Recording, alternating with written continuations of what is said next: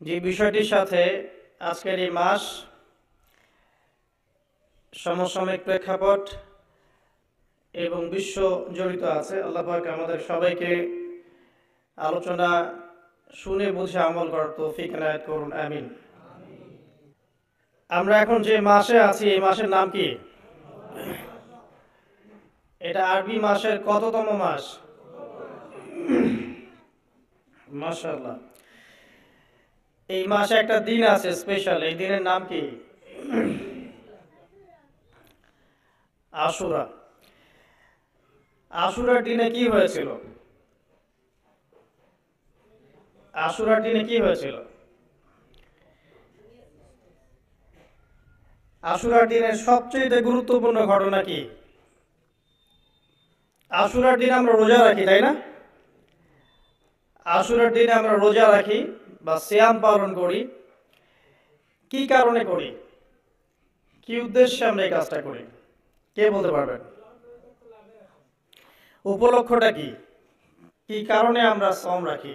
যেমন রমজান মাসে আমরা সওম রাখি, আল্লাহ পাক রমজান মাসে কোরআন নাজিল করেছেন, তাই তো?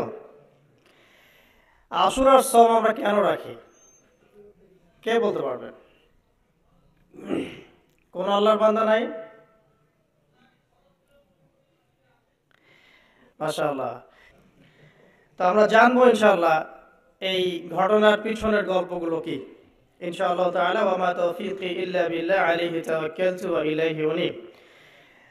তো আমি আলোচনা শুরু করতে চাচ্ছি একটা মূল জায়গা থেকে, যে মুসলিম উম্মার বা মুসলিম জাহানের একজন জাতির পিতা আছেন, তার নাম কি?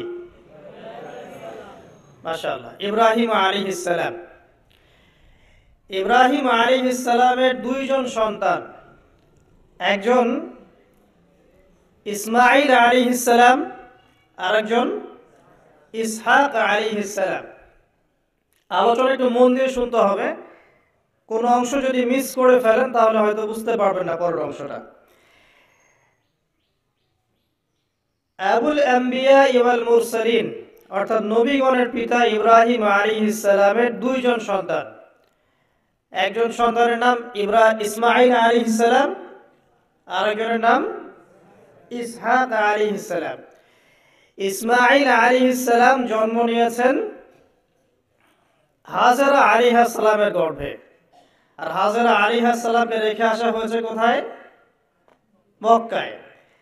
তো এখান থেকে ইসমাঈল আলাইহিস সালামের বংশ চলতে চলতে এক পর্যায়ে এই বংশে সর্বশেষ এবং চূড়ান্ত নবী মুহাম্মদ সাল্লাল্লাহু আলাইহি ওয়াসাল্লামের জন্ম হয়। ঠিক আছে? তাহলে আমরা হচ্ছি বনু ইসমাঈল। ইসমাঈল আলাইহিস সালামের বংশের পুরো সিলসিলায় একজন নবী পাওয়া যায়, তিনি হচ্ছেন আমাদের নবী মুহাম্মদ রাসূলুল্লাহ সাল্লাল্লাহু আলাইহি ওয়াসাল্লাম। আর আরেকজন সন্তান ইব্রাহিম আলাইহিস সালামের, তার নাম কি? ইসহাক আলাইহিস সালাম। ইসহাক আলাইহিস সালাম জন্মগ্রহণ করেছেন সারা আলাইহিস সালামের গর্ভে। প্রথমে তিনিই ছিলেন, সারা আলাইহিস সালামই প্রথম স্ত্রী। তো তার গর্ভে জন্ম লাভ করেন ইসহাক আলাইহিস সালাম। তো আমরা বুঝতে পারলাম যে নবীগণের একাধিক স্ত্রী ছিল। পশ্চিমা সভ্যতা আমাদেরকে শিখিয়েছে যে একজন সৎ ব্যক্তির একটাই স্ত্রী থাকতে পারে। একজন চরিত্রবান এবং সৎ ব্যক্তির একজন স্ত্রী থাকতে পারে। যার একাধিক স্ত্রী আছে তার চরিত্র ভালো না। এটা পশ্চিমারা আমাদেরকে শিখিয়েছে। এবং পশ্চিমা গোরখ ধাঁধায় যারা নিজেদের দর্শন হারিয়ে ফেলেছে তারাও এই মতাদর্শে বিশ্বাস করে। তবে তারা এটা বিশ্বাস করে যে একজন স্ত্রী থাকলেও একাধিক মেয়ের সাথে শারীরিক সম্পর্ক রাখা ভালো। আর ইসলাম বিশ্বাস করে যে যদি কারোর সাথে শারীরিক সম্পর্ক রাখতেই হয় তাকে স্ত্রীর মর্যাদা দিতে হবে। তো যাই হোক, ইব্রাহিম আলাইহিস সালামের দুইজন স্ত্রী ছিলেন। সারা আলাইহিস সালামের গর্ভে ইসহাক আলাইহিস সালাম জন্ম লাভ করেন, এবং সেটা অনেক দেরিতে, অনেক বয়স হওয়ার পরে, বার্ধক্যে উপনীত হওয়ার পরে। তো ইসহাক আলাইহিস সালামের ছেলের নাম হচ্ছে ইয়াকুব আলাইহিস সালাম। তারা থাকতেন শামে অর্থাৎ প্যালেস্টাইনে। আর ইসমাইল আলাইহিস সালাম তারা থাকতেন মক্কায়। দুইটা জায়গা আপনি চিনতে পারছেন, প্যালেস্টাইন আর একটা হচ্ছে মক্কা। মক্কা ইসমাইল আলাইহিস সালাম, যার সিলসিলায় মুহাম্মদ সাল্লাল্লাহু আলাইহি ওয়াসাল্লাম, আমরা যার উম্মত। আর ওই যে প্যালেস্টাইন, শাম দেশ, সিরিয়া, জর্ডান, লেবানন, প্যালেস্টাইন, এই জায়গাটাকে বলা হয় শাম। এই প্যালেস্টাইনে ইসহাক আলাইহিস সালাম, যিনি সারা আলাইহিস সালামের গর্ভে জন্ম নিয়েছেন। ঠিক আছে, ওকে। এবার ইসহাক আলাইহিস সালামের পরবর্তী জেনারেশন, তার নাম হচ্ছে ইয়াকুব আলাইহিস সালাম। আর ইয়াকুব আলাইহিস সালামের আরেকটা নাম হচ্ছে ইসরাইল। কি নাম? ইসরাইল। এই কারণে ইয়াকুব আলাইহিস সালামের বংশধরদেরকে বলা হয় বনু ইসরাইল। এবার বুঝতে পারছেন বনু ইসরাইল কাদেরকে বলা হয়? আচ্ছা, এখন এই ইয়াকুব আলাইহিস সালামের অনেক সন্তান ছিলেন। সূরা ইউসুফ পড়ে দেখেন, 11-12 জন পুত্র সন্তান ছিলেন, বা 13 জনের কথা এসেছে, আরো থাকতে পারে, আল্লাহু আ'লাম। এখানে এতটুকু এসেছে। ইউসুফ আলাইহিস সালাম তার একজন সন্তান, ঠিক আছে, যাকে তার ভাইরা কুয়ায় ফেলে দেয়। ঠিক আছে, কুয়া থেকে ইউসুফ আলাইহিস সালাম চলে গেলেন মিশরের রাজার বাসায়। এটা তো পড়েছেন। আচ্ছা, আমি কিন্তু ডিটেলস বলতে পারবো না খুতবায়, শুধু লাইনগুলো টাচ করছি। কুয়া থেকে চলে গেলেন, ভাইদের ষড়যন্ত্রে কুয়ায় তিনি পড়লেন, তাকদীরের এভাবেই তাকদীর লেখা ছিল। তারপরে সেখান থেকে মিশরের রাজার বাসায়, ঠিক আছে, সেখান থেকে সেই যে রাজার স্ত্রী তাকে আহ্বান করলো, তিনি বললেন যে মাআযাল্লাহ, আমি আল্লাহকে ভয় করি। এরপর সেখান থেকে জেলখানায় বিনা অপরাধে তিনি 12 বছর জেল খাটলেন। আর সেখান থেকে তিনি বের হয়ে আবার যখন আসলেন, তখন মিশরের কি প্রায় খাদ্যমন্ত্রী বলা যায়, মিশরের বড় একটা পলিটিক্যাল পদ আল্লাহ পাক তাকে দিলেন। ঠিক আছে, তাহলে মিশরে কিভাবে বনু ইসরাইল আসলো?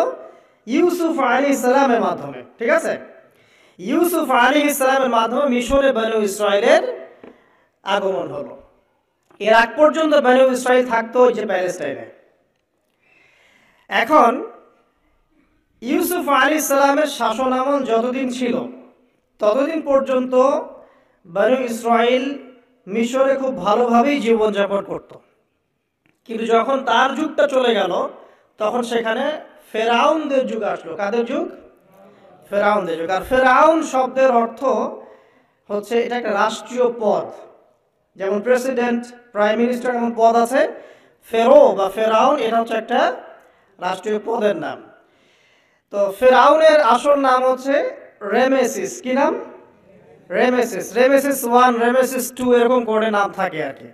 আর যে ফেরাউনের মমিটা আমরা পেয়েছি, তারও একটা নাম আছে। তার নাম হচ্ছে, আমি এনসাইক্লোপিডিয়া ব্রিটানিকা থেকে এটা পেয়েছি, তার নাম হচ্ছে মনেপ্তাহ।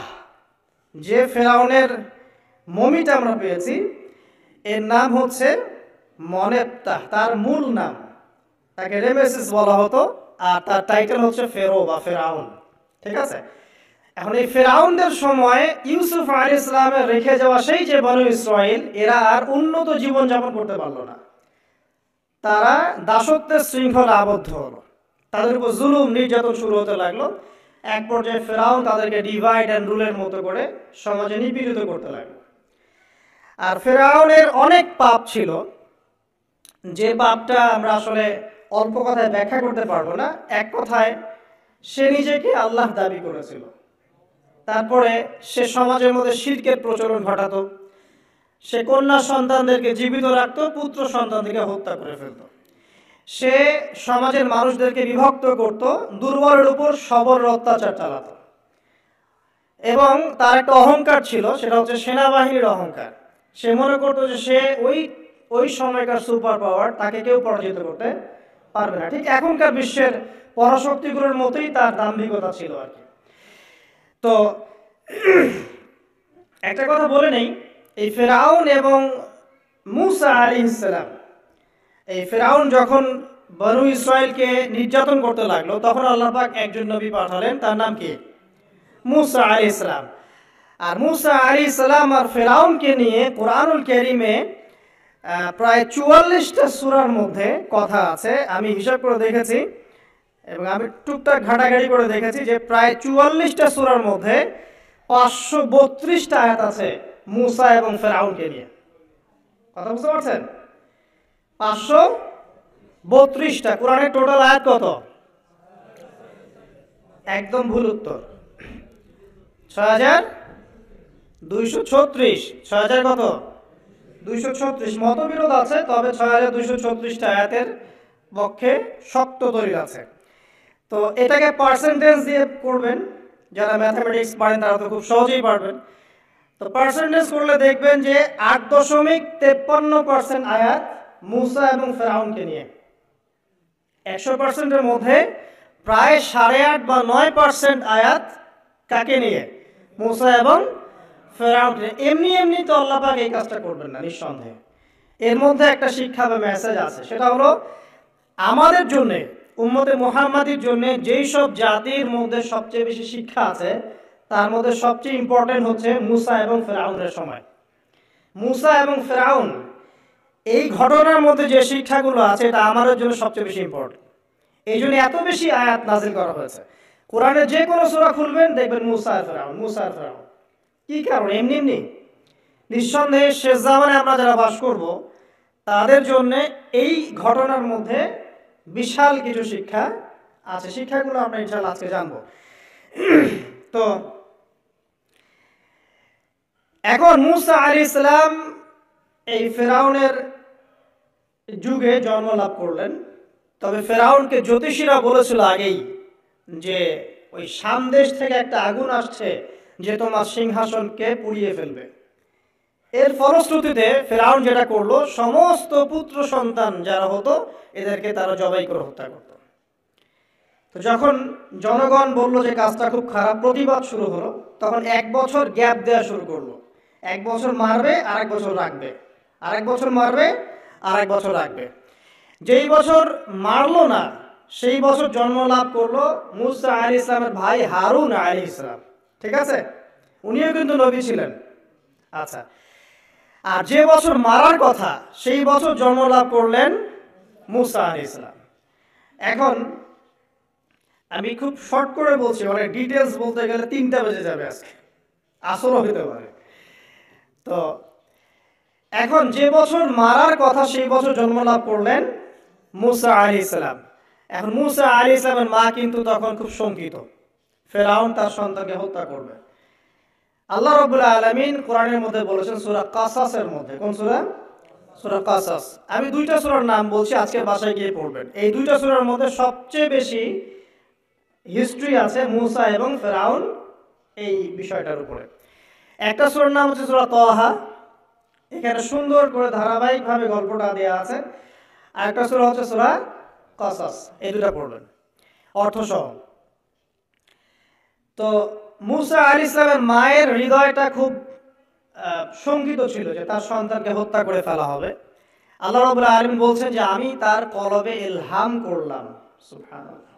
আল্লাহ পাক তার মায়ের কলবের মধ্যে ইলহাম, মানে কি? ইলহাম হচ্ছে আল্লাহর পক্ষ থেকে প্রত্যাদেশ না, ওহী না, কিন্তু একটা বুঝ বা একটা নূর, একটা তাজাল্লি, একটা বাসিরা ঢেলে দেওয়া।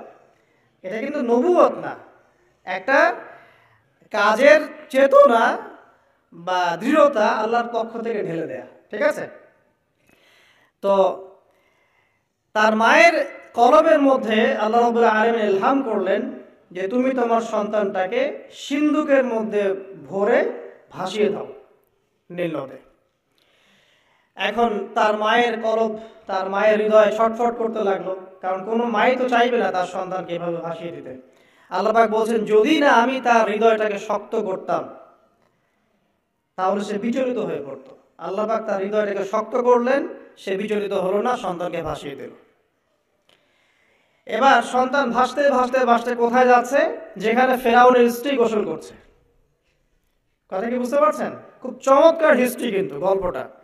এবং গল্প মানে এখানে আসলে গাল গল্প না, এগুলো সত্য ঘটনা। এক একটা বর্ণ তেমন সত্য যেমন সূর্য পূর্ব দিক থেকে ওঠে এবং পশ্চিমে ডোবে, এটা যেমন সত্য, এর এক একটা বর্ণ সত্য, এগুলো কোনো গাল গল্প নয়। এবার ফেরাউনের স্ত্রী আসিয়া সে সিন্দুক পেয়েছে। মুসা আলাইহিস সালামকে আল্লাহ পাক বলছেন যে আমি মুসা আলাইহিস সালামের চেহারার মধ্যে মোহাব্বত বা ভালোবাসা ঢেলে দিয়েছিলাম। তার চেহারা যেই দেখতো তাকে ভালোবাসত, বুঝছেন, ভালোবাসা ঢেলে দিয়েছে। এবার ফেরাউনের স্ত্রী আসিয়া, এখানে আসিয়া নন, অন্য একজন স্ত্রী হয়তো, তিনি বলছেন যে ফেরাউনকে বলছে যে একে আমরা আমাদের কাছে রেখে দিই, হয়তোবা সে আমাদের উপকারে আসবে, অথবা তাকে আমরা সন্তান হিসেবে গ্রহণ করতে পারি। লা তাকতুলুহু, তাকে হত্যা করো না। আসা আন ইয়ানফা'না আও নাত্তাখিযাহু ওয়ালাদা, এরকম করে আল্লাহ পাক বলেছেন কোরআনে। তো ফেরাউন তার স্ত্রীর কথা শুনলো এবং তাকে না হত্যা করে রেখে দিল। আর আল্লাহ রাব্বুল আলামিনের কি কৌশল, ওয়া মাকারুল্লাহ, যেই মূসাকে হত্যা করার জন্য বছরের পর বছর হাজার হাজার শিশুকে হত্যা করা হয়েছে, সংখ্যাটা লাখ লাখও হতে পারে, সেই মূসা আলাইহিস সালামকে আল্লাহ পাক ফেরাউনের ঘরেই লালন পালন করতে লাগলেন। চিন্তা করলেন? এবার মূসা আলাইহিস সালাম যখন যুবক হলেন, আমি সংক্ষিপ্ত করছি, যখন যুবক হলেন তখন একদিন দেখলেন যে রাস্তায় দুজন ব্যক্তি ঝগড়া করছে। সূরা কসসের মধ্যে আছে, ফাইটিং, স্ট্রিট ফাইট। তো একজন ব্যক্তি হচ্ছেন বনু ইসরাইলের, আরেকজন হচ্ছে ফেরাউনের সেনাবাহিনীর। এখন মূসা আলাইহিস সালাম কার পক্ষ নেবেন? তিনি বনু ইসরাইলের পক্ষ নিলেন। তিনি গিয়ে তাকে বাঁচানোর চেষ্টা করলেন এবং শুধু একটা ঘুষি দিয়েছেন, ফাওয়াকাযাহু, একটা ঘুষি, ফাকাদা আলাইহি, এবং এই একটা ঘুষিতেই সেই ব্যক্তি ডেড।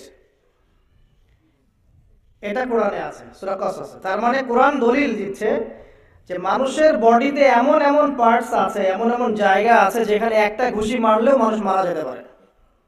কি বুঝলেন? যারা মার্শাল আর্ট শিখেছেন বা শিখছেন তারা এটা আরো ভালো বুঝবেন। মানুষের এই বডিতে এমন অনেকগুলো জায়গা আছে, 7টা বা 8টা বা 10টার মতো, যেখানে একটা ঘুষি দিলেও মানুষ মরতে পারে। তো ভালো কিছু শিখলে, ঠিক আছে, টিকটক প্রজন্ম না হয়ে আর এই মোবাইলে লুডো না খেলে ভালো কিছু শেখেন, ইনশাআল্লাহ কাজে দিবে। আত্মরক্ষা শেখা খারাপ?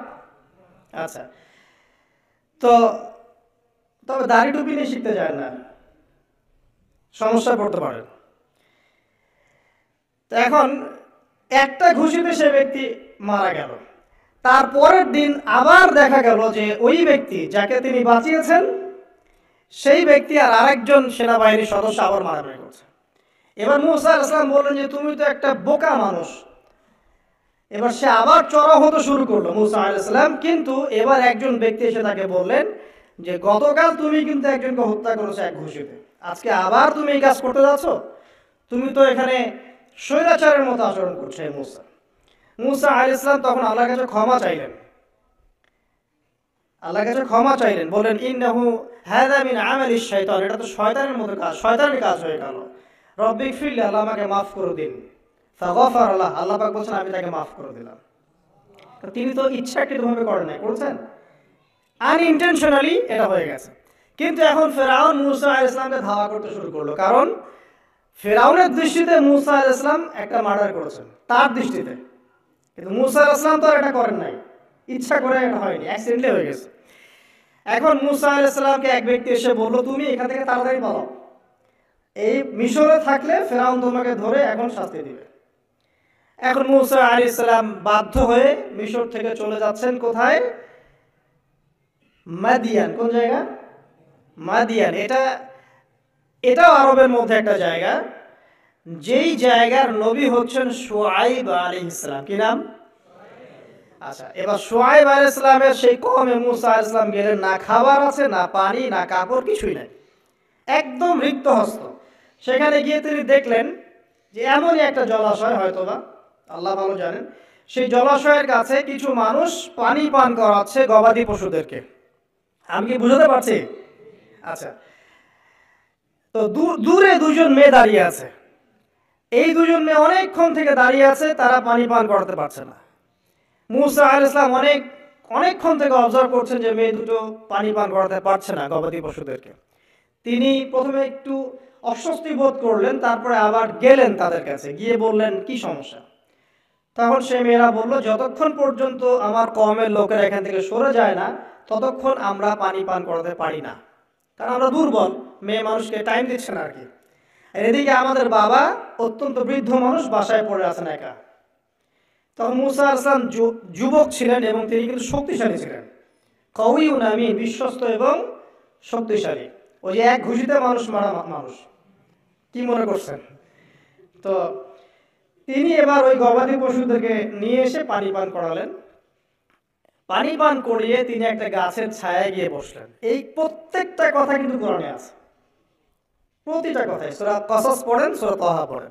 গাছের ছায়ায় বসে তিনি একটা দোয়া করছেন, এবার হাত উঁচু করে দোয়া করছেন, রব্বি, হে আমার প্রতিপালক, ইন্নী লিমা আনজালতা ইলাইয়া মিন খায়রিন ফাকির, হে আল্লাহ, আপনি আমার প্রতি যে রহমত বা যে করুণা বর্ষণ করবেন এর জন্য আমি ফকির হয়ে বসে আছি। দোয়ার ভাষাটা শুনছেন? আল্লাহ, আপনি আমার প্রতি যে করুণা বর্ষণ করবেন আমি এর জন্য ফকির হয়ে বসে আছি। তো প্রত্যেকটা নেক কাজ করার পরে এরকম দোয়া করা সুন্নত, দোয়া কবুল হয়ে যাবে ইনশাআল্লাহ। দোয়া সাথে সাথে কবুল হয়ে গেল। এখন ওই দুইজন মেয়ের মধ্যে একজন মেয়ে হেঁটে হেঁটে আসছে। ওই মেয়ে কিভাবে হেঁটে এসেছে সেটাও কোরআন বলেছে, কিভাবে হেঁটে এসেছে সেটাও কোরআনে বলেছে সূরা কসসের মধ্যে। সূরা কসসে আল্লাহ পাক বলছেন, ওই দুইজন মেয়ের মধ্যে একজন হেঁটে হেঁটে আসলো লাজুক পায়ে। কেমন পায়ে? লাজুক পায়ে। যেই চলাফেরা আপনি এখনকার মেয়েদের মধ্যে দেখতে পারবেন না। এখনকার মেয়েদের হাঁটার মধ্যে লজ্জা আছে, লজ্জাশীলতার সাথে লাজুক ভঙ্গিতে সেই মেয়ে হেঁটে হেঁটে আসলো। আল্লাহ পাক সেই কথাটাও কোরআনে বলেছেন। এখনকার যে পশ্চিমা সংস্কৃতির অনুকরণ করে যে মেয়েরা, এদের মধ্যে আপনি এই ভাবটা পাবেন। তাদের হাঁটা দেখলে আপনি মনে হবে লজ্জা আছে ভিতরে কোনো। এই বিষয়টা নিয়ে খুব ভাবছিলাম। দেখেন, সূরা আরাফের মধ্যে আল্লাহ পাক বলেছেন যে শয়তান তোমাদের পিতা এবং মাতাকে জান্নাত থেকে বের করে দিয়েছে, তোমরা শয়তান সম্পর্কে সতর্ক থেকো। যখন জান্নাত থেকে বের হয়ে যাবেন তার আগে যখন তারা ওই যে গাছের কাছে গিয়েছেন, সর্বপ্রথম যে ঘটনা ঘটেছে সেটা হলো গায়ের কাপড় খুলে গেছে। আমার কথা বুঝতে পারছেন না? ওই ফলের কাছে যাওয়ার পর সর্বপ্রথম যে ঘটনা ঘটেছে জান্নাতে, নিজেদের গায়ের কাপড় খুলে গিয়েছিল। এরপরে গাছের ছাল এবং গাছের যে বড় বড় পাতা জান্নাতের, এগুলো দিয়ে তারা লজ্জাস্থান ঢাকা শুরু করেছিলেন। এটাও কোরআনে আছে। এখন আল্লাহ পাক যখন নামিয়ে দিচ্ছেন দুনিয়াতে, আদম সন্তানদেরকে আল্লাহ পাক বলছেন যে তোমরা শয়তান সম্পর্কে সতর্ক থেকো, শয়তান কিন্তু তোমাদের পিতা মাতার কাপড় খুলে নিয়েছিল। কথা বুঝতে পারছেন? এখন খেয়াল করে দেখেন যে কাপড় খুলে নেওয়া দরকার হচ্ছে না, মানুষ অটোমেটিক কাপড় খুলে দিচ্ছে। কথা কি বুঝতে পারছেন? মনে করে একটা এক্সাম্পল দেই, আল্লাহ না করুক, ধর এই মাঠের মধ্যে 1 লক্ষ মানুষকে জড়ো করে এই মাঝখানে শহীদ মিনারের কাছে যদি আপনাকে কেউ জোর করে 10 জন মানুষ ধরে কাপড় খুলতে চায়, আপনার কেমন লাগবে? চিন্তা করেন, পুরুষ হিসেবে চিন্তা করেন, মহিলার কথা বাদ দেন। আমি আপনি তো পুরুষ, আমাদের কি ভালো লাগবে? আমাদেরকে যদি বলে যে মেরে ফেলবো অথবা কাপড় খুলতে হবে, কোনটা নিবা? আপনি বলবেন হয়তো মারে ফেল, তাও ভালো, তাই না? তাহলে ওই মানুষদের কথা চিন্তা করেন যারা ইচ্ছায় স্বেচ্ছায় লক্ষ লক্ষ মানুষের সামনে কাপড় খুলে ফেলছে, কেউ বাধ্য করছে না, কোনোভাবেই কেউ বাধ্য করছে না, নিজের ইচ্ছায় পুরুষ না নারী কাপড় খুলে ফেলছে। মিউজিক ইন্ডাস্ট্রি বলেন, ফিল্ম ইন্ডাস্ট্রি বলেন, এই যে এখনকার যে শোগুলো বলেন, হাওয়ায় তো মারতেছে দেশ এখন, তাই না? তো এই যে বিষয়গুলো দেখছেন, গেট আপ, ড্রেস কোড, মানুষ কি এটাকে জোর করে খুলে নিয়েছে গা থেকে? ইচ্ছা করে খুলে দিয়েছে। তাহলে এদের অবস্থান চিন্তা করেন যে এদেরকে কার সাথে তুলনা করবেন আপনি? এখন যদি বলেন পশুর সাথে, আমি বলবো তুলনা ঠিক হয়নি, কারণ কোনো পশু নগ্ন চলে না। চলে? কোনো পশু নগ্ন চলে না। তুলনা একটা জাতির সাথে করতে পারেন, ওই যে ব্রাজিলের আমাজন জঙ্গল আছে, ওখানে দেখবেন যারা সমাজ থেকে টোটালি ডিটাচড, জানে না কাপড় কেমন করে পরতে হয়, সভ্যতা কি, সংস্কৃতি কি, ন্যায় কোনটা অন্যায় কোনটা, ওদের গেট আপগুলো দেখবেন, এদের গেট আপগুলো দেখবেন সেম। তাহলে এদের আদর্শ কোথায়? আল্লাহ পাক সূরা আরাফে বলছেন, শয়তান থেকে সতর্ক থেকো, তোমাদের পিতা মাতার কিন্তু তারা কাপড় খুলে ফেলেছিল শয়তান, তোমাদের কাপড় যেন শয়তান খুলতে না পারে, আল্লাহ পাক সতর্ক করেছেন। আর এখন আপনি খেয়াল করে দেখবেন, জোর করে না, স্বেচ্ছায় মানুষ কাপড় খুলে ফেলছে, এবং তারা পুরুষ না, নারী। তো যে জায়গায় আসছিলাম, ওই মেয়ের হেঁটে আসাটা আল্লাহ রাব্বুল আলামিন ব্যাখ্যা করেছেন। সেই মেয়ে, দুইজন মেয়ের একজন মেয়ে হেঁটে হেঁটে আসছে মুসা আলাইহিস সালামের কাছে লাজুক ভঙ্গিতে, লজ্জায় মুখ নত করে, লজ্জাশীলতার সাথে এসে বলছেন যে আমার বাবা আপনাকে ডাকছে। তার বাবাকে শুআয়ব, আমার বাবা আপনাকে ডাকছে। এবার তিনি গেলেন শুআয়ব আলাইহিস সালামের কাছে, গিয়ে তার কিসসা বা কাহিনীটা বললেন। শুআয়ব আলাইহিস সালাম কিন্তু একজন নবী এবং জবরদস্ত নবী। বলে রাখি, শুআয়ব আলাইহিস সালামের কওম সর্বপ্রথম সেই কওম যাকে ভূমিকম্প দিয়ে ধ্বংস করা হয়েছিল। সর্বপ্রথম পৃথিবীতে ভূমিকম্প দিয়ে যে কওমকে ধ্বংস করে দেওয়া হয়েছে সেটা হচ্ছে শুআয়ব আলাইহিস সালামের কওম। আর তিনটা বড় বড় ভূমিকম্প আমাদের সামনে অপেক্ষা করছে শেষ জামানায়। তিনটা হবেই, একটা পৃথিবীর পশ্চিম দিকে, একটা পৃথিবীর পূর্ব দিকে। আর পূর্ব দিক বলতে কিন্তু আমাদের দিক, Indonesia, Malaysia, Bangladesh, Pakistan, Sri Lanka, India, এই পুরো জায়গা হচ্ছে পূর্ব দিক। আর পশ্চিমা সভ্যতা তো বোঝেন পশ্চিম কোন দিকে। আর একটা হবে পৃথিবীর মাঝখানে। মাঝখান কোনটা? এই যে জাজিরাতুল আরব, এখানে একটা হবে। এটা হবেই, কোনো বিজ্ঞানী ঠেকাতে পারবে না। তো শুআয়ব আলাইহিস সালামের কওম সেই কওম যাকে ভূমিকম্প দিয়ে ধ্বংস করা হয়েছিল। তো এখন মুসা আলাইহিস সালাম তার কাছে গিয়ে তার ঘটনাগুলো বললেন। শুআয়ব আলাইহিস সালাম তাকে বললেন, ঠিক আছে, আমার মেয়ের একটা দাবি। আমার মেয়ে বলেছে যে তুমি হচ্ছ বিশ্বস্ত এবং শক্তিশালী, তোমাকে যেন আমি আমার কাজে নিয়োগ করি। আসলে মেয়ে বাবাকে ইঙ্গিত একটা মানে মনের ভাব ব্যক্ত করেছে আর কি। তখন তার বাবা সেই ভাবটা বুঝতে পেরেছেন। তিনি বলেছেন, ঠিক আছে, আমি আমার এই মেয়ের সাথে তোমাকে বিয়ে দিব। শর্ত কি? শর্ত হচ্ছে তোমাকে 8 বছর আমার এখানে কাজ করতে হবে। 8 বছর, কত বছর? 8 বছর কাজ করার বিনিময়ে আমি তোমাকে আমার মেয়ের সাথে বিয়ে দিচ্ছি। আর যদি তুমি চাও তাহলে 10 বছর পূর্ণ করতে পারো। ঠিক আছে? তো মুসা আলাইহিস সালাম বলেন, ঠিক আছে, আমাদের মাঝে আল্লাহ পাক সাক্ষী হিসেবে যথেষ্ট। এবার সেখানে মুসা আলাইহিস সালাম তার সংসার শুরু করলেন। 10 বছর অতিবাহিত হলো। তারপরে এখন মিশরে ফিরে যাওয়ার পালা। মুসা আলাইহিস সালাম তার স্ত্রীকে নিয়ে কোথায় যাচ্ছেন এখন? মিশর, তার হোম টাউন। ঠিক আছে, মাদারল্যান্ড। কিন্তু যাত্রা পথে তুয়া উপত্যকায় বিভিন্ন কিতাবে এসেছে তার স্ত্রীর প্রসব বেদনা শুরু হয়। তখন তিনি আগুন তালাশ করতে থাকেন। আগুন তালাশ করতে করতে আস্তে আস্তে তিনি এমন একটা জায়গার দিকে চলে যান, তুয়া উপত্যকায়, যেখানে দেখেন যে গাছের উপরে আগুন জ্বলছে। এবং তখন আগুনকে ফলো করতে করতে হঠাৎ তিনি এক গায়েবী আওয়াজ শুনতে পান। আওয়াজটা হচ্ছে এমন, আমি একটু পড়ে শোনাই। আওয়াজটা হচ্ছে এমন যে, ইন্নী আনা রাব্বুক ফাখলা'না আলাইক ইন্নাকা বিল ওয়াদিল মুকদ্দাস তুয়া। এই আওয়াজটা আল্লাহ পাকের। কার আওয়াজ? সুবহানাল্লাহ। আল্লাহ পাক মুসা আলাইহিস সালামের সাথে কথা বলছেন এই জায়গায়।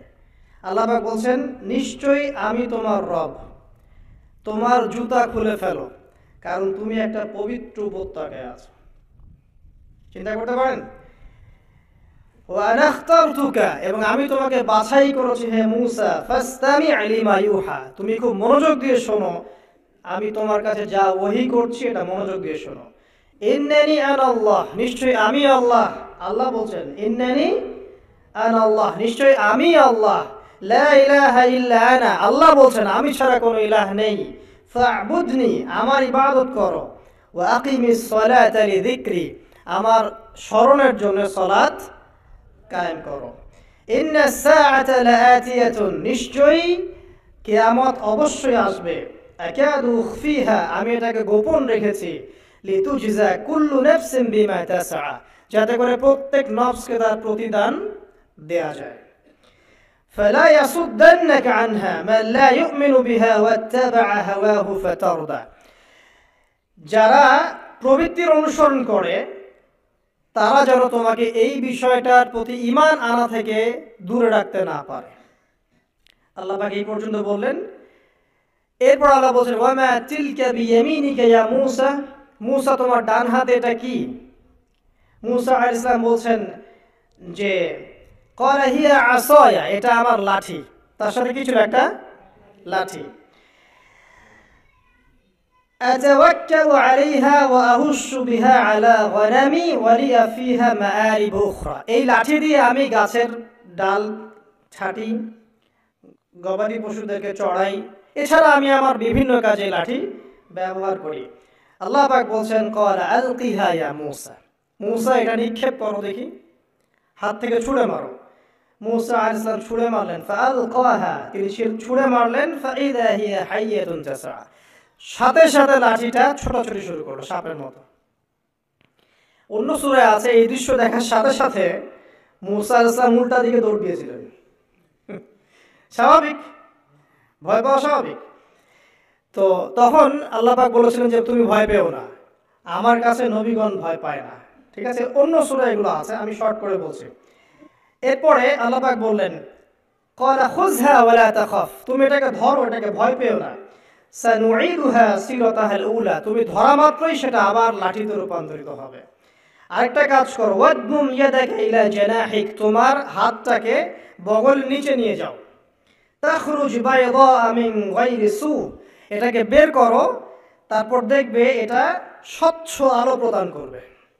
সুবহানাল্লাহ, বগলের মধ্যে হাত নিয়ে আসো, হাতটাকে বের করো, দেখবা হাত থেকে স্বচ্ছ আলো বের হবে। এই দুইটা মুজিজা আল্লাহ পাক তাকে দিলেন, আয়াতুল উখরা, এটা আরেকটা নিদর্শন। তো এখানে কি হলো, মূসা আলাইহিস সালাম নবুয়ত পেলেন। শর্টকাট কি, মূসা আলাইহিস সালাম কি পেলেন? নবুয়ত পেলেন। নবুয়ত পাওয়ার সাথে সাথে আল্লাহ পাক তাকে দুটো মুজিজা দিলেন, একটা হচ্ছে লাঠি, আর একটা কি, হাত বগল থেকে বের করলেই কি হবে? আলো বের হয়ে যাবে। এবার তার ডিউটি কি? আল্লাহ পাক ডিউটি দিচ্ছেন তাকে যে ইযহাব ইলা ফিরআউনা ইন্নাহু তাগা, এবার তোমার কাজ হচ্ছে তুমি ফিরআউনের কাছে যাবে, কারণ ফিরআউন সীমা লঙ্ঘন করেছে। তখন মূসা আলাইহিস সালাম বললেন, রব্বি ইশরাহ লি সাদরি, আল্লাহ আমার বক্ষটাকে প্রশস্ত করে দিন। মানে আমার তো সেখানে যাওয়ার সাহস হচ্ছে না, আমি তো সেখানে ওদের দৃষ্টিতে একজন খুনের আসামি, ওদের দৃষ্টিতে ওরা তো আমাকে পেলে হত্যা করে ফেলবে। আল্লাহ বলছেন, কেল্লা, কখনো না, তারা তোমাকে হত্যা করতে পারবে না। তখন তিনি দোয়া করছেন, আল্লাহ আমার হৃদয়টাকে প্রশস্ত করে দিন, ওয়াইয়াসসির লি আমরি, আমার কাজকে সহজ করে দিন, ওয়াহলুল উকদাতাম মিন লিসানি, আমার লিসান, আমার জিহ্বায় জড়তা আছে আল্লাহ, এটাকে দূর করে দিন, ইয়াফকাহু কওলি, যাতে মানুষ আমার কথা বুঝতে পারে। এই দোয়া করলেন, কবুল হয়ে গেল। এবং আরো দোয়া করলেন যে ওয়াজআলি ওয়াজিরাম মিন আহলি, আমার পরিবারের মধ্য থেকে একজন ওজির দেন। ওজির মানে সহায়ক, যেটা হচ্ছেন হারুন আলাইহিস সালাম, যাতে করে আমরা কি করতে পারি, বেশি বেশি আপনার জিকির করতে পারি এবং আমাদের কাজ সহজ হয়। আল্লাহ রাব্বুল আলামিন তার ভাই হারুন আলাইহিস সালামকেও নবুয়ত দান করলেন, দুজন মিলে। এখন আল্লাহ পাক বলেন, ইযহাবা ইলা ফিরআউন, তোমরা দুজন ফিরআউনের কাছে যাও, ইন্নাহু তাগা, সে সীমা লঙ্ঘন করেছে, তবে ফাকুলা লাহু কাওলান লাইয়িনা, তার সাথে নরম সুরে কথা বলো, লাআল্লাহু ইয়াতাযাক্কারু আও ইয়াখশা, হয়তোবা সে উপদেশ গ্রহণ করবে অথবা আল্লাহকে ভয় করতে পারে। তো ডিউটি দেওয়া হলো যে তোমাদের কাজ এখন এটা, এবং তোমাদের ভয় পাওয়ার কোনো কারণ নাই, সে তোমাদের কোনো ক্ষতি করতে পারবে না।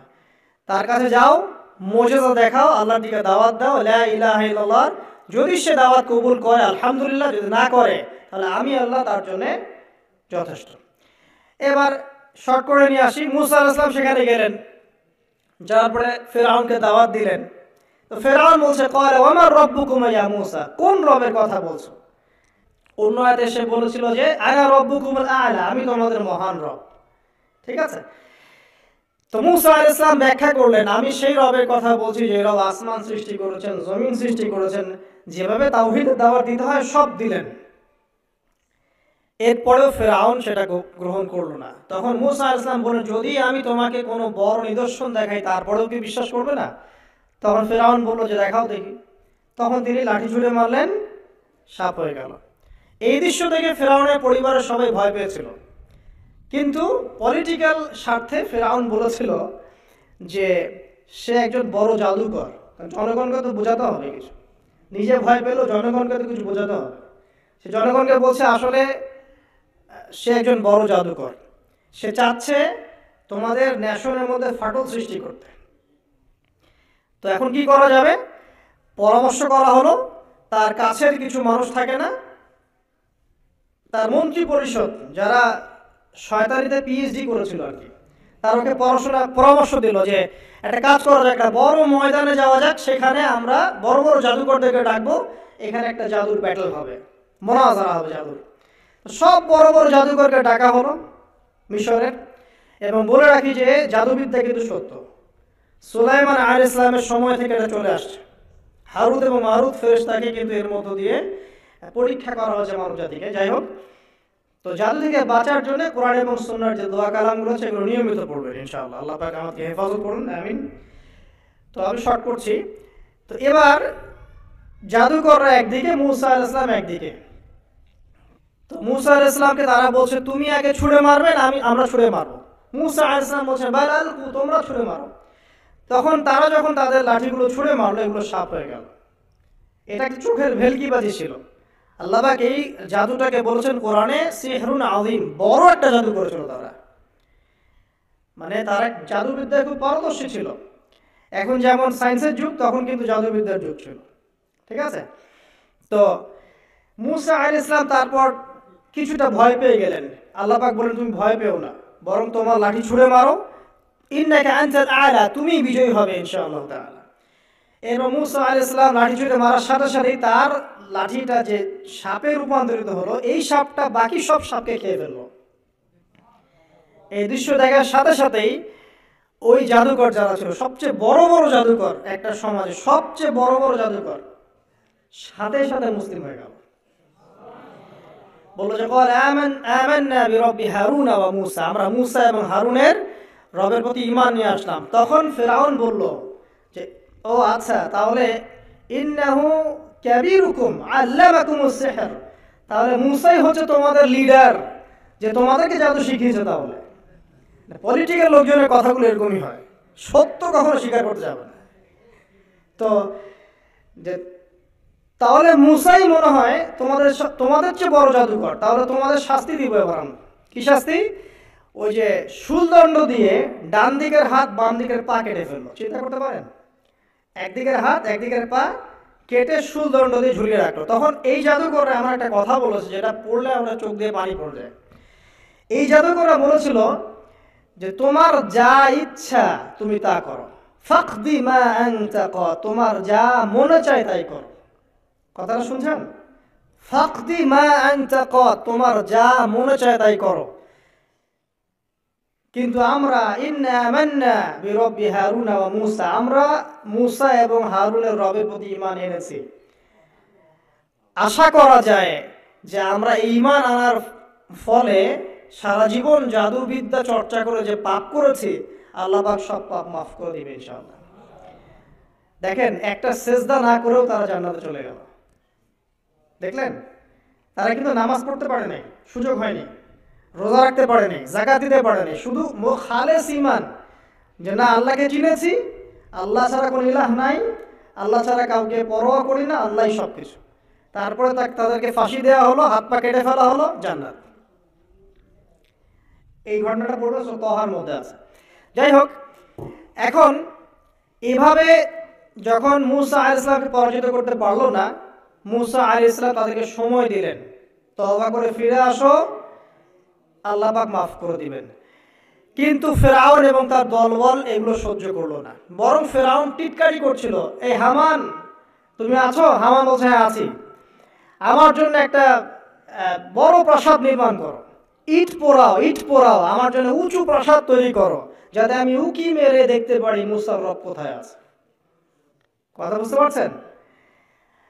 আমার কাছে মনে হয় হয়তোবা আল্লাহু আলাম, হয়তোবা এই আয়াতটা মিশরের পিরামিডের দিকে ইঙ্গিত করছে, হয়তোবা, আমি জানি না সঠিক, আমি মানে 100% নিশ্চিত ভাবে বলতে পারবো না, কিন্তু আমার কাছে মনে হয় হয়তোবা এটা সেই সময়কারী ঘটনা যে হামান ইট পুরাতে থাকো, ইট এবং পাথর পোড়াও, উঁচু উঁচু উঁচু একদম সর্বোচ্চ কিছু তৈরি করো, প্রাসাদ তৈরি করো, যাতে করে আমি তার উপরে উঠে মুসার ইলাহকে দেখতে পারি।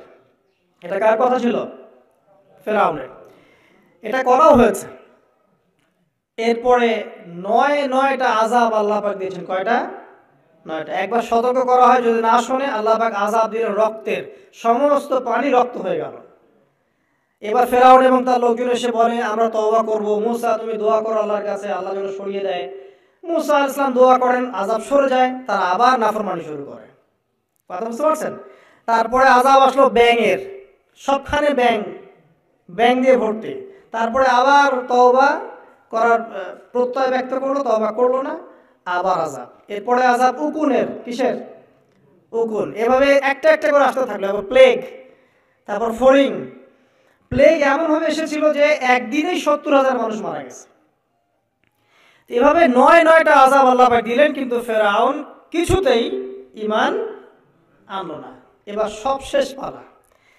সর্বশেষে মুসা আলাইহিস সালাম বললেন যে বনু ইসরাইলকে আমার সাথে যেতে দিবা কিনা সেটা বল। তো এখন যেহেতু অনেক মানুষ মারা যাচ্ছে প্লেগে, সবশেষে গিয়ে মুসা আলাইহিস সালামের কাছে ফেরাউন এবং তার এই যে হামান, কারুন, যারা যারা ছিল, এরা নমনীয় হলো এবং বললো ঠিক আছে, তোমরা বনু ইসরাইলকে নিয়ে এখান থেকে বের হয়ে যাও, মিশরে আমরা আর কোনো আপদ চাই না, তোমরা চলে যাও এখান থেকে। এবার যখন মুসা আলাইহিস সালাম এবং বনু ইসরাইল এখান থেকে বের হয়ে যাচ্ছেন, বলা হচ্ছে তাদের সংখ্যা ছিল প্রায় 30 লক্ষ, কেউ বলেছেন 40 লক্ষ। সংখ্যাটা ফ্যাক্ট না। বনু ইসরাইলের একটা বড় কম ছিল, 10 থেকে 20% মানুষ মিশরের বনু ইসরাইল ছিল। তারা এখন বের হয়ে যাচ্ছেন রাতের অন্ধকার শেষ হয়ে ফজরের সময়। ফেরাউনের মাথায় আবার শয়তানি চাপলো। সে বলল না, এদেরকে যেতে দেওয়া যাবে না, যদি চলে যায় ওখানে গিয়ে যদি বিদ্রোহ করে আমাদের উপর হামলা করে, কি করণীয়? ফুল ফোর্স নিয়ে, তার যত সেনাবাহিনী ছিল সমস্ত সেনাবাহিনী নিয়ে ফেরাউন মুসা আলাইহিস সালাম এবং তার কওমকে ধাওয়া করা শুরু করলো পিছন থেকে। এবার মুসা আলাইহিস সালাম যাচ্ছেন, তার কওমকে সাথে নিয়ে, সামনে পড়ে গেল লোহিত সাগর। কোন সাগর? লোহিত সাগর। আর পিছনে ফেরাউনের বাহিনী। এরকম একটা অবস্থায় মুসা আলাইহিস সালামের কওমের কিছু মানুষ বলেছিল ইন্না ইন্না লামুদরাকুন, হে মুসা আমরা তো ধরা পড়ে গেলাম, আমরা তখন যেতে পারবো না, সামনে সাগর, পিছনে ফেরাউন। এই সময় মুসা আলাইহিস সালাম একটা কথা বলেছিলেন, এই কথাটা যে বলতে পারবে বিপদের সময় আল্লাহ পাক তার সাথে থাকবেন ইনশাআল্লাহ। মুসা আলাইহিস সালাম বলেছিলেন কাল্লা, ওইরকম একটা অবস্থা তিনি বলছেন কাল্লা, কখনো নয়, ইন্না রাব্বি মাইয়া সায়াহদিন, আমার রব আমার সাথে আছেন, তিনি আমাকে পথ দেখাবেন। কথা বুঝতে পারছেন? বাস আল্লাহ পাকের সাহায্য নেমে আসলো। তিনি বললেন লাঠি ছুঁড়ে মারো। লাঠি ছুঁড়ে মারার সাথে সাথেই একটা দুইটা না, 12টা রাস্তা হয়ে গেল পানি ভেদ করে, সাগর ভেদ করে। আর এই 12টা রাস্তা দিয়ে, এটা কোনো গান গল্প নয়, 12টা রাস্তা দিয়ে বনু ইসরাইলের 12টা দল চলে গেল, পার হয়ে গেল। আর ফেরাউন এটা অবাক হয়ে দেখছে। এক পর্যায়ে সেও সিদ্ধান্ত নিল যে আমিও আমার ফোর্স নিয়ে ধাওয়া করব। এই যে সে নামলো লোহিত সাগরের সাথে সাথে পানি আবার আগের জায়গায়। এক মুহূর্তের মধ্যে, মানে একদিনে পুরো ফেরাউন এবং ফেরাউনের যত সেনাবাহিনী আছে একদিনের মধ্যেই শেষ, পৃথিবী থেকে চিরবিদায়। আল্লাহ পাক এত চমৎকার করে কথাটা বলেছেন, কাম তারাকু মিন জান্নাতি ওয়া উয়ুন, তারা কতই না বড় বড় জান্নাত, মানে বাগান এবং প্রশ্রবণ পার হয়ে চলে গেল। কুনুজি ওয়া মাকামিন কারীম, কত সুন্দর সুন্দর জায়গা তারা ছেড়ে দিয়ে চলে গেল। এবং তারা ধাওয়া করতে লাগলো ফেরাউন মুসার বাহিনীকে। যখন তারা ডুবে গেল, ফামা বাকাত আলাইহিমুস সামাউ ওয়াল আরদ, তাদের জন্য আসমান এবং জমিনের কোন সৃষ্টি এক ফোঁটা চোখের পানিও ফেলে নাই। এটা আপনি সূরা দুখানের মধ্যে পাবেন, আরো বিস্তারিত আছে।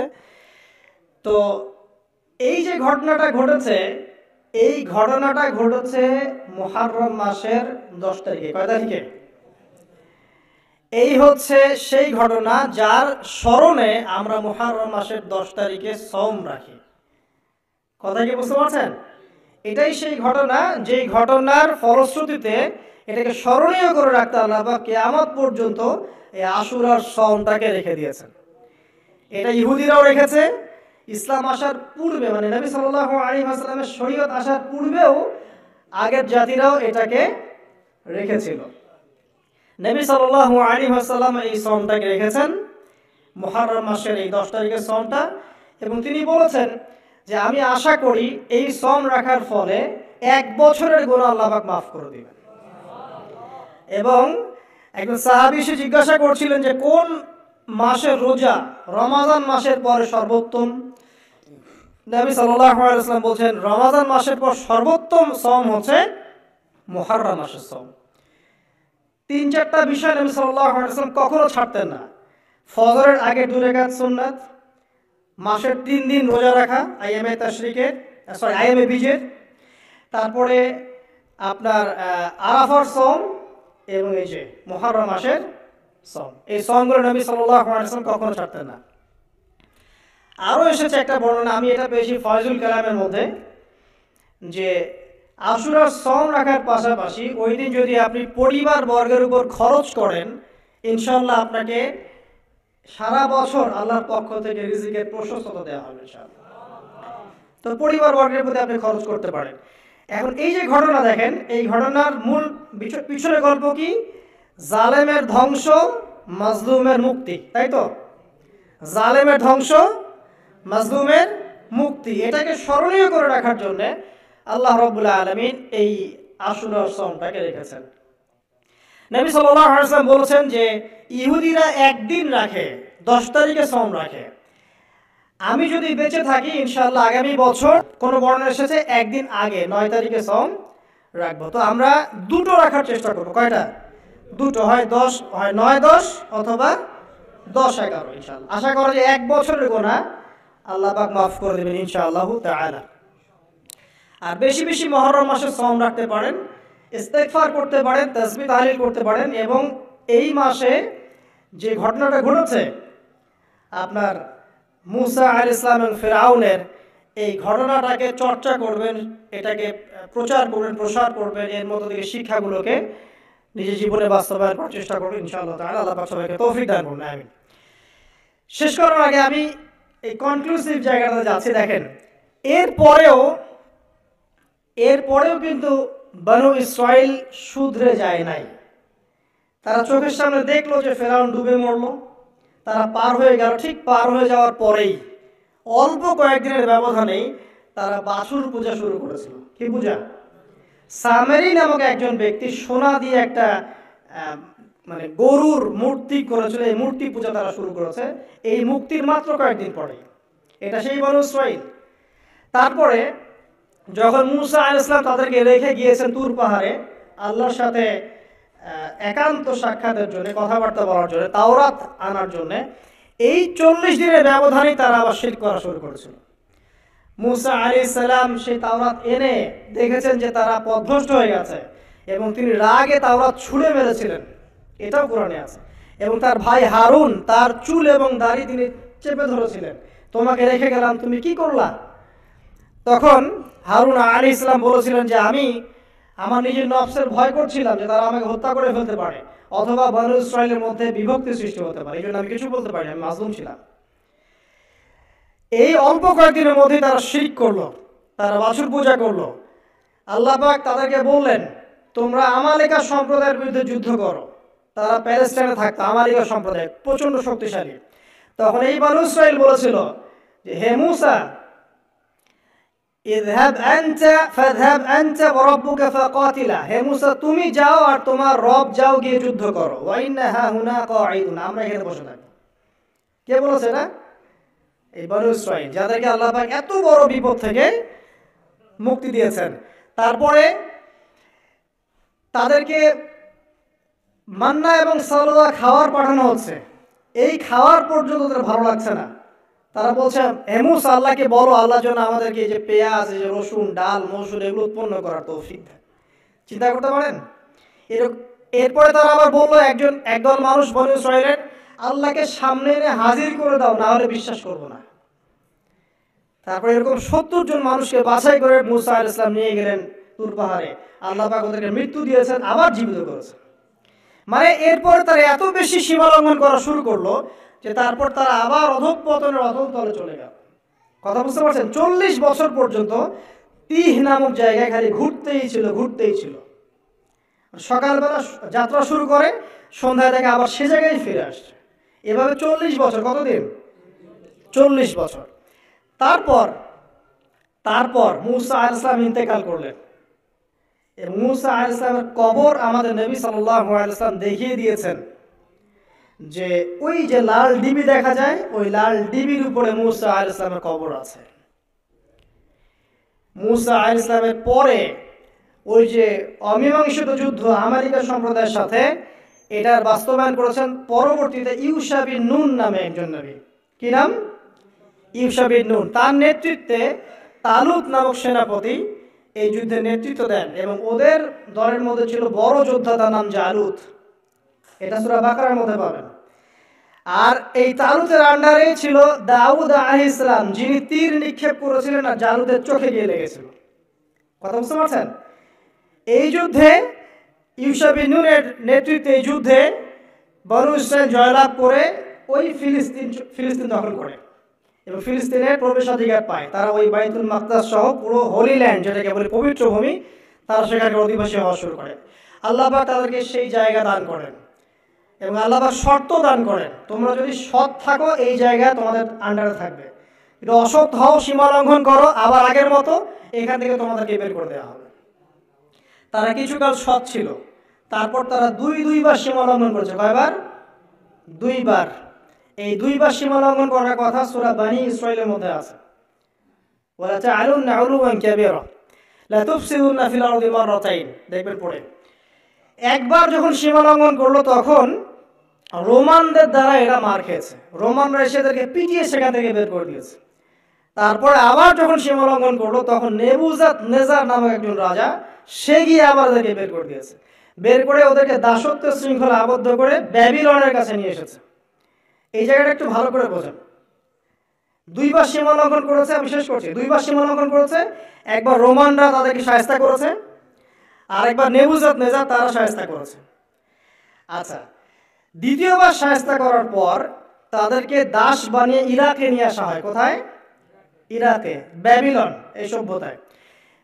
এবার বনু ইসরাঈল আবার সেই দাসত্বে আসলো। যেই মিশরের দাসত্ব থেকে আল্লাহ পাক মুক্তি দিয়ে এখানে নিয়ে গেলেন, আবার সেই বনু ইসরাঈল দাসত্বের শৃঙ্খলা আবদ্ধ হলো। কথা কি বুঝতে পারছেন? অনেক লম্বা হিস্ট্রি। এবার এই দাসত্বের জীবন যখন চলছে তখন তারা আপোষে কথাবার্তা বলতো, চর্চা করতো। কি চর্চা? যে আমাদের তাওরাতে কিন্তু লেখা আছে একটা কথা। কি কথা লেখা আছে? যে একজন মসিহ আসবে আমাদের। কি আসবে? মসিহ। যখন সেই মসিহ আসবে, ত্রাণকর্তা, তখন আমরা আবার বিশ্বের রুলিং স্টেট হব, আবার সেই জায়গা দখল করতে পারব। এটা কোথায় লেখা আছে? তাওরাতে কিন্তু এখনো আছে, টিল্লাম। এবং আজকে সকালে আমি এগুলো পড়েছি, টাটকা কথা বলছি, তাওরাতে আমি নিজে দেখেছি। এখন এই কথা আছে যে আমাদের একজন ত্রাণকর্তা আসবে, যিনি আসলে কিন্তু আমরা আবার বিশ্বের শাসনভার ফিরে পাব। এটা কখন তারা আলোচনা করছে? যখন তারা এখানে দাস। এরপর আল্লাহ পাক সেই ত্রাণকর্তাকে পাঠালেন। তার নাম কি? ঈসা ইবনে মারইয়াম। মাশাআল্লাহ, ঈসা ইবনে মারইয়াম ছিলেন সেই মসিহ। কিন্তু এরা সেই মসিহকে চিনতে ভুল করলো, ব্যর্থ হলো। বরং তারাই আবার ঈসা আলাইহিস সালামকে হত্যা করার চেষ্টা করলো। আল্লাহ পাক বলছেন, ওমা কাতালুহু ওমা সালাবুহু, তারা ঈসা ইবনে মারইয়ামকে হত্যাও করে নাই, ক্রুশবিদ্ধ করতে পারে না। বাল রাফাআহু আল্লাহু ইলাইহি, বরং আল্লাহ পাক তাকে তার কাছে উঠিয়ে নিয়েছেন। আমাদের এই সমাজে কাদিয়ানি যারা আছে, এরা কিন্তু বিশ্বাস করে না যে ঈসা আলাইহিস সালামকে উঠিয়ে নেওয়া হয়েছে। কথা বুঝতে পারছেন? কোরআন স্পষ্ট করে বলছে, বাল রাফাআহু আল্লাহু ইলাইহি, আল্লাহ পাক তাকে তার কাছে উঠিয়ে নিয়েছেন। কিভাবে উঠিয়েছেন, কোন অবস্থায় তিনি আছেন, এটা জানার দরকার আছে আমার। আল্লাহ পাক উঠিয়ে নিয়েছেন এবং সশরীরেই তিনি সেখানে কিভাবে জীবিত আছেন আল্লাহ ভালো জানেন। ওরা কিন্তু এটা বিশ্বাস করে না। আর এই ফিতনাগুলো দিন দিন ছড়িয়ে পড়ছে সমাজের মধ্যে। সতর্ক থাকবেন, খুব সতর্ক থাকবেন। তো সত্যিকারের মাসিহকে তারা চিনতে ব্যর্থ হলো, তাকে হত্যার চেষ্টা করলো। আল্লাহ পাক তাকে উঠিয়ে নিলেন এবং ওদের উপর আযাব দিলেন। কি আযাব? ওরা মিথ্যা একজনকে সত্য মাসিহ মনে করবে এবং তার অনুসরণ করবে, এবং আল্লাহ রাব্বুল আলামিন তাদেরকে আবারও সেইভাবে ধ্বংস করবেন, ঠিক যেভাবে তাদেরকে লোহিত সাগরে ডুবিয়ে মেরেছে। ফেরাউনকে যখন ডুবিয়ে মারা হয়, তারপরে এই যে 1907 সালে তার মমিটা আবিষ্কার করা হয়, তার আগে মমিটার সন্ধান পাওয়া গেছে 1897 সালের দিকে। কত সালের দিকে? এই যে 1897 সালের দিকে। আর 1907 সালে এটাকে মমিটা গবেষণা করে রেজাল্ট জানিয়ে দেওয়া হয় যে এটা সেই ব্যক্তিরই মমি, নিশ্চিত। এখন একটা জিনিস মিলাচ্ছে আপনাদের সামনে। যখন থেকে ফেরাউনের মমি পাওয়া গেছে, তখন থেকে পৃথিবীতে দেখবেন একটা রেভলিউশনও চলছে। এটাকে বলে জায়নিস্ট মুভমেন্ট। কি মুভমেন্ট? Zionist movement. এবং এরা বিশ্বকে রুল করতে চায়, নেতৃত্ব দিতে চায়, সারা বিশ্বের প্রতিটা জায়গা তারা দখল করতে চায়। পলিটিক্যাল জায়গাগুলো, ইকোনমিক জায়গাগুলো, ব্যবসা, প্রযুক্তি, টেকনোলজি, সব কিছু। এবং সত্যি কথা বলতে এখন বিশ্বটাকে তারাই নিয়ন্ত্রণ করছে, এটাই সত্যি কথা। এখানে আপনি খেয়াল করে দেখেন, তাদেরকে বলা হচ্ছে একজন মাসিহ আসবে, যিনি আসলে তারা আবার সেই ক্ষমতা ফিরে পাবে। কিন্তু সেই মাসিহকে তারা চিনতে ভুল করলো। আল্লাহ পাক এখানে তাদেরকে পরীক্ষায় ফেলেছেন। আরেকজন মিথ্যা মাসিহকে দিয়ে এদেরকে পরীক্ষা করা হবে, যাকে তারা সত্য মাসিহ মনে করবে, কিন্তু সে সত্য মাসিহ নয়। সে হবে প্রকৃতপক্ষে মাসিহুদ দাজ্জাল। এই দাজ্জালকে তারা মনে করবে সত্য মাসিহ। আল্লাহ রাব্বুল আলামিন ঈসা আলাইহিস সালামকে নামিয়ে সত্য মাসিহের হাতে মিথ্যা মাসিহকে নিহত করাবেন, মেরে ফেলবেন। তারপর আল্লাহ রাব্বুল আলামিন সেই জায়গাটা মুসলিমদেরকে দান করবেন ইনশাআল্লাহ আযজা ওয়া জাল। এখন মূল বিষয়টা হচ্ছে যে আশুরা এবং মুহররমের এই 10 তারিখের পিছনে বিশাল একটা হিস্ট্রি আছে। ও যাবে, হিস্ট্রি শেষ হয়ে যায় নাই। আজকের বিশ্বে সেই বনু ইসরাইলের উত্তরসূরি যারা, তারা তাদের রিলিজিয়নটাকে বিকৃত করে একটা মুভমেন্ট তৈরি করেছে, জায়নিস্ট মুভমেন্ট। এবং এই মুভমেন্ট এখন সারা বিশ্বের বড় বড় বিষয়গুলোকে নিয়ন্ত্রণ করছে। শুধু তাই নয়, এখন কিন্তু সেই হোলি ল্যান্ড তারা আবার দখল করেছে। এই তো 1914 সালেই 14 থেকে 17-র মধ্যে তারা আবার সেই জায়গা দখল করেছে। 2000 বছর তারা যে জায়গায় ঢুকতে পারে নাই, সেই জায়গায় তারা 1914 থেকে 17-র মধ্যে চলে গেছে। অলরেডি তারা সেখানে রাষ্ট্র কায়েম করেছে। অলরেডি তারা সেখান থেকে সারা ওয়ার্ল্ডের বড় বড় বিষয়গুলো নিয়ন্ত্রণ করছে। এবং তারা পুরো হোলি ল্যান্ডটাকে কবজা করে ফেলছে, প্যালেস্টাইনিদেরকে বের করে দিচ্ছে। দিন দিন তাদের আয়তন বাড়ছে। এগুলোকে খেয়াল করেছেন? এবং সারা বিশ্ব থেকে যত ইহুদি আছে সবগুলো সেখানে গিয়ে জড়ো হয়েছে। এগুলোকে মেলাতে পারছেন? এবং তাদের প্রতিশ্রুতি কি? তাদের মাসিহ যখন আসবে, তারা কিন্তু সেখান থেকে সারা বিশ্বকে শাসন করবে। তার মানে আমাদের ক্যালকুলেশন হচ্ছে, এখানে একটা নির্দিষ্ট সময় পর্যন্ত হয়তোবা তারা সত্যিকার অর্থেই সেখান থেকে সারা বিশ্বকে রুল করবে। জুলুমের বলে সারা বিশ্বে তারা জুলুম ছড়িয়ে দেবে। বিশ্বের বড় বড় প্রতিটি ডিপার্টমেন্ট তারা নিয়ন্ত্রণ করবে, জুলুমের বশবর্তী হয়ে। মাজলুমের উপর নির্যাতন বাড়বে। কিন্তু এটা হতে হতে এক পর্যায়ে আল্লাহ পাক ইমামুল মাহদিকে পাঠাবেন, ঈসা ইবনে মারিয়ামকে পাঠাবেন। তাদের হাত ধরে মুসলিমরা ইনশাআল্লাহ আযজা ওয়া জাল আবারও সেই জায়গা বিজয় করবে ইনশাআল্লাহ। এবং ইতিহাসে সর্বশেষ বারের মতো ওদেরকে সেই হোলি ল্যান্ড থেকে বের করে দেওয়া হবে। আল্লাহ রাব্বুল আলামিন ঠিক যেভাবে একদিনের মধ্যে লোহিত সাগরে ফেরাউন এবং তার দলবলকে এনে ডুবিয়ে দিয়েছেন, ঠিক সেভাবে আল্লাহ পাক আরেকটা পরিকল্পনা করেছেন, যাতে করে সমস্ত জালেমকে একটা জায়গায় নিয়ে গিয়ে ডুবিয়ে মেরে দেওয়া যায়। সেই জায়গাটাই হচ্ছে জেরুজালেম।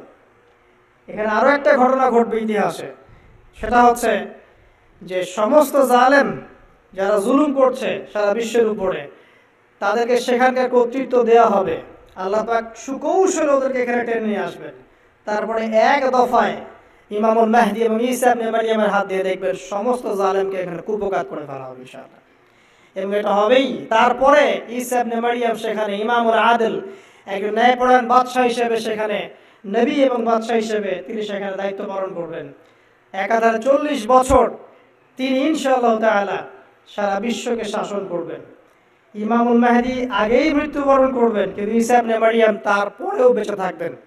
ঈসা ইবনে মারইয়াম বিয়ে শাদী করবেন, তার সন্তান সন্ততি হবে, তিনি মৃত্যুর স্বাদ গ্রহণ করবেন, তাকে দাফন করা হবে নবী সাল্লাল্লাহু আলাইহি ওয়াসাল্লামের কবরের পাশে।